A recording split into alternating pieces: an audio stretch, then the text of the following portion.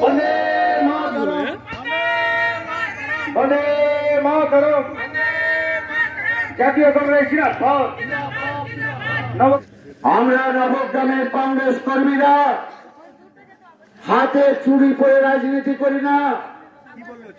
নবগ্রামের কংগ্রেস কর্মীরা লড়াই করে এই নবগ্রামে টিকে আছে। নবগ্রামের কংগ্রেস কর্মী আমরা অনেক আন্দোলনের সঙ্গে আমরা পরিচয় দিয়েছি। নবগ্রামের কংগ্রেস কর্মীরা আমরা অধীর রঞ্জন চৌধুরীকে নবগ্রামের 20,000 ভোটে নির্বাচিত করেছিলাম। আমরা এই নবগ্রামে লোকসভায় প্রণব মুখার্জিকে আমরা নির্বাচিত করতে পেরেছিলাম। এই নবগ্রামে আগামী বিধানসভায় আমরা নবগ্রামে তৃণমূলকে নিশ্চিহ্ন করবই এবং নবগ্রামে কংগ্রেসের বিধায়ক তৈরি করব। আমরা 11 তারিখে এই কথাটা বিডিও সাহেবকে বলতে গেলে তিনি বললেন ডেপুটেশন আমরা নেব না। আমরা বললাম যে আবাস যোজনায় যে দুর্নীতি হচ্ছে, প্রকৃত গরিব মানুষ আবাস যোজনায় ঘর পাচ্ছে না, ডেঙ্গিতে মানুষ মারা যাচ্ছে, নিত্য প্রয়োজনীয় জিনিসের দাম হো করে বাড়ছে, এলাকায় ধান আজকে মানুষ ধান যেন বিক্রি ঠিকভাবে করতে পারে সরকারি সহায়ক মূল্যে ধান এবং সহায়ক মূল্যটা বাড়াতে হবে গত বার থেকে বেশি করে 2500 টাকা কুইন্টাল করে সরকারকে ধান কিনতে হবে আমাদের চাষির কাছ থেকে।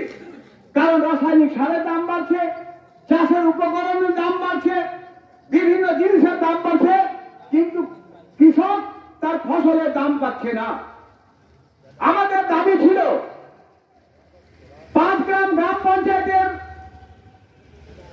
2 জন পঞ্চায়েত সদস্য কংগ্রেসের ভোটে নির্বাচিত হয়ে তারা তৃণমূলে যোগদান করেছে এবং সেই যোগদানের সময় সমস্ত প্রসেস মেনে আমরা ভিডিওকে কপি দিয়েছি। ভিডিও বলছেন যে আমি যথাযথ ব্যবস্থা করবো। এখন ইলেকশন নিয়ে ব্যস্ত ছিলেন নাকি বলছিলেন যে আমি ব্যস্ত আছি। আজকে ইলেকশন পার হয়ে যাওয়ার পর যখন আমরা এই ভিডিওকে বলতে যাচ্ছি, আমাদের নেতা মীর বাদামালী বলতে গেলেন, তো উনি বলছেন আমি ডিপিআরডিওকে বলেছি, গাইডলাইন ডিপিআরডিও তিনি কিছু লিখে পাঠাননি, আমি করতে পারবো না। বাদামালী যখন বললেন আমাদের নেতা যে আপনি হচ্ছেন দেশকারী অথরিটি, পঞ্চায়েতের আপনি সিদ্ধান্ত নেবেন যে কোয়ালিফাই কে ডিসকোয়ালিফাই, কার সদস্য পদ খালি ধরে কার থাকবে, আপনার এখতিয়ারের মধ্যে পড়ে। উনি কিন্তু কোনো কর্ণপাত করছেন না। আমাদের গ্রাম পঞ্চায়েতের কি ব্যবস্থা আপনারা দেখলেন গত পঞ্চায়েত নির্বাচনের নামে কি করে প্রহসন হলো। পঞ্চায়েত ভোটই হতে দিল না। মীর বাদামালী আমি সহ প্রায় 30-35 জন কংগ্রেসের নেতাদেরকে মিথ্যা খুনের মামলা দিয়ে যাতে আমরা নির্বাচনে অংশগ্রহণ করতে না পারি সেই ব্যবস্থায় এই বিডিওর নেতৃত্ব হয়েছিল। এখানে বসে ব্লুপ্রিন্ট তৈরি হয়েছিল। এখানকার এমএলএ, এখানকার তৃণমূলের সভাপতি, এই ভিডিও তৎকালীন ওসি অমিত ভগত তার কংগ্রেসের সঙ্গে লাগা কি বিষ এই সুব্রত সুলতান এবং অমিত ভগতকে সুদিয়ে দিয়েছে। নবগ্রামের কংগ্রেসের নেতাদের সঙ্গে পাঙ্গা নেওয়া, কংগ্রেসের নেতাদের সঙ্গে বদমাশি করার কি বিষ এই দুটো ওসিকে দেখিয়েছি। এই ভিডিওকে আমরা হাইকোর্ট দেখিয়েছি, দুটো মামলা করেছি। আবার একটা মামলা এর নামে আমাদের কাছে এভিডেন্স জোগাড় হচ্ছে।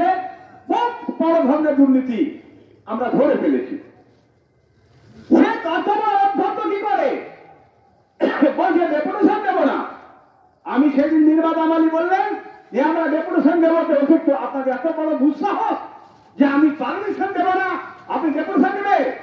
আমি বলেছিলাম কংগ্রেস কোন মাওবাদী সংগঠন নয়, জাতীয় কংগ্রেস কোন নিষিদ্ধ সংগঠন নয়।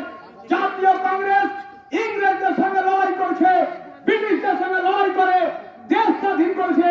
কংগ্রেস সর্বভারতীয় দল, আর কংগ্রেসকে প্রশ্ন দেবেন না। আপনাকেও দেখাবো, বিডিও সাহেব ঘুঘু দেখেছেন, ঘুঘুর ভাত দেখেননি।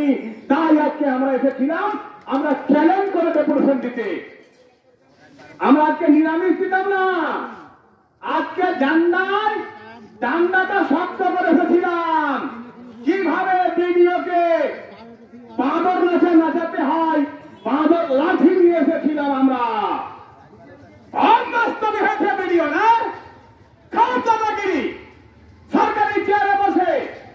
আমি বলে যাচ্ছি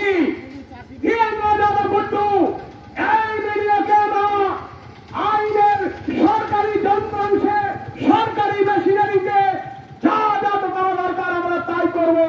এই ভিডিও আজকে কোথায় ভিডিও হয়েছে, অযোগ্য ভিডিওকে ছুড়ে ফেলতে হবে নবগ্রাম থেকে। সমস্ত গরিব মানুষের নাম সার্ভে করতে হবে, প্রকৃত গরিব মানুষের নাম নথিভুক্ত করতে হবে।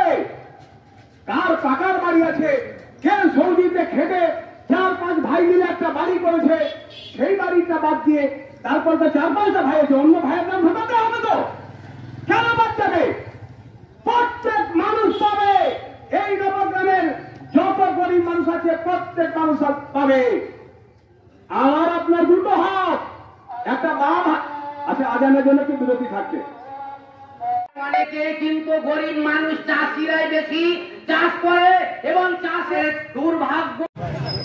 যারা আজকে সবাই অংশগ্রহণ করেছে,